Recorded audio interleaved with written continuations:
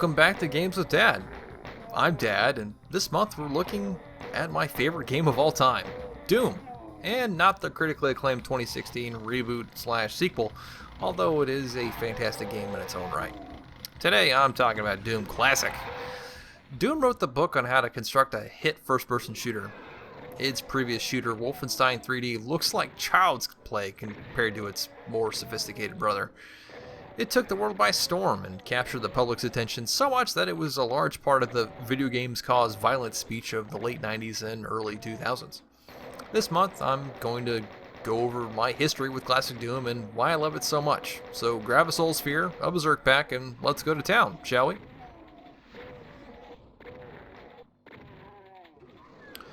From the moment it was loaded onto the University of Wisconsin servers, it was obvious that Doom was going to be a smash hit. So many people were trying to see if it was available that server admins had to kick people off the network in order to get everything up and running properly. One of those people was an associate of my father, and soon afterwards my dad had a shareware copy, and then soon after that a full installation.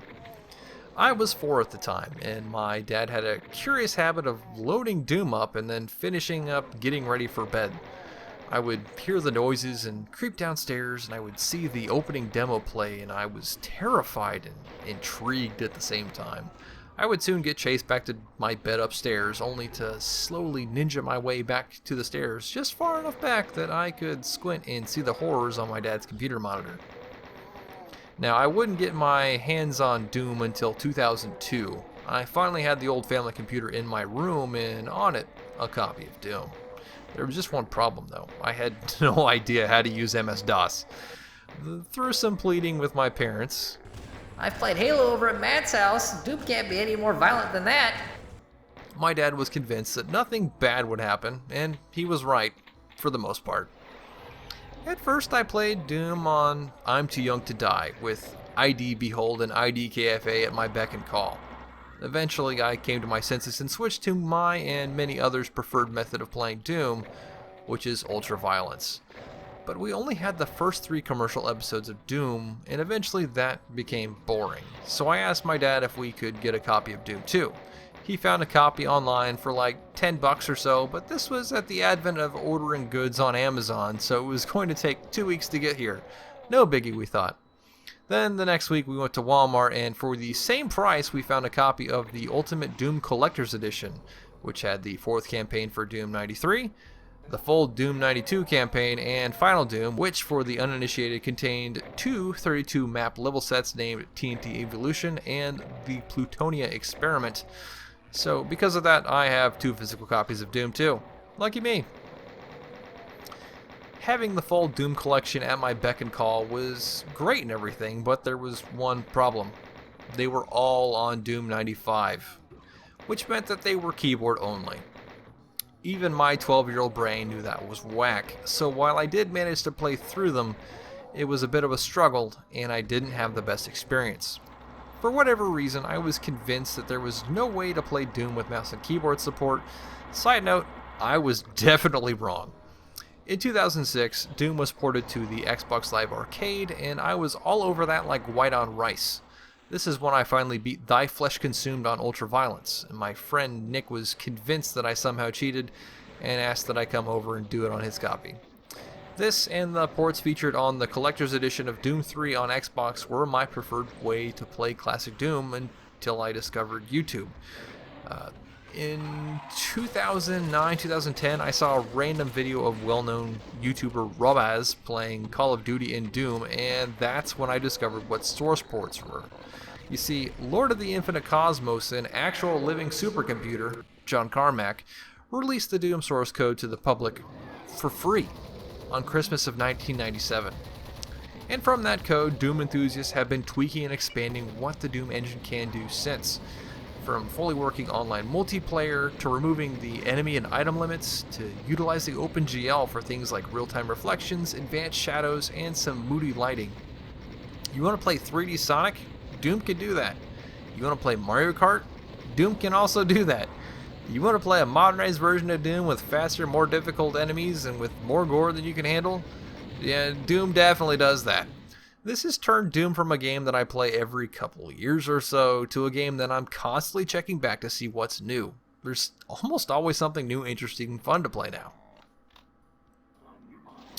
Although variety is the spice of life, I still find myself coming back to Doom for some good old-fashioned no-mouse look action.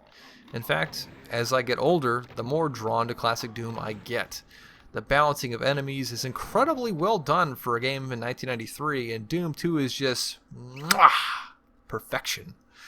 The balance and enemy variety is so good that the community has run wild with it and created, in my opinion, some of the best classic shooter campaigns ever made, like Alien Vendetta, Back to Saturn X, Hellbound, and Ancient Aliens, all classic campaigns that I come back to almost as much as the base game.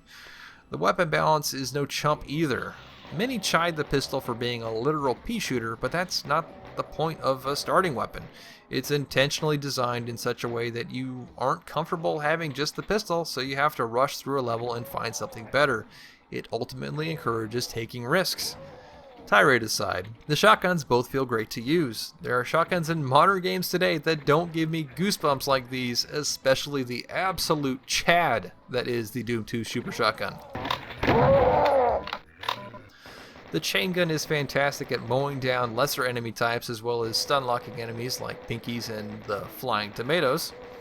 Rockets are great for mowing down large swaths of enemies as well as singling out the larger baddies, and the plasma gun also melts down the big bads very efficiently. And last but not least, the BFG 9000 is one of the coolest ideas for a gun in all of gaming. When you absolutely have to waste every single hellbeast in a room, except no substitutes. Coming back to enemy variety real quick, I love how even the lowliest of shotgunners can really make your life hell if you don't take care of them quickly. Pinkies are relatively harmless if it's just one of them, but hordes of them can get scary real quick. There's a delicate dance to every monster. Skilled Doom players know exactly how to move around Barons, Archviles, and especially everyone's favorite screamy skeleton boy, the Revenant. The weapons and the enemies combined create such a delicate dance that sucks me in and keeps me wanting to play more, even with such a limited weapon set when compared to more modern takes on the genre. And although I've praised custom campaigns, I really do think id Software knocked it out of the park as far as campaigns go in the early 90s. Knee Deep in the Dead is such a great introduction to the series. It does an excellent job of showing off the tech of the new engine, as well as ramping up the stakes from level to level. Sure, it's mostly just tech bases, which can get boring, but it sets up the tone for the rest of the series. But for how good it is, Sandy Peterson's Destroyers of Hell might be my favorite from an aesthetic standpoint. It's still a tech base, but something has gone horribly wrong. It's slowly being turned into an outpost from hell. The original Cyber Demon fight is a classic, as long as you use rockets and don't hose him down with plasma like a chump.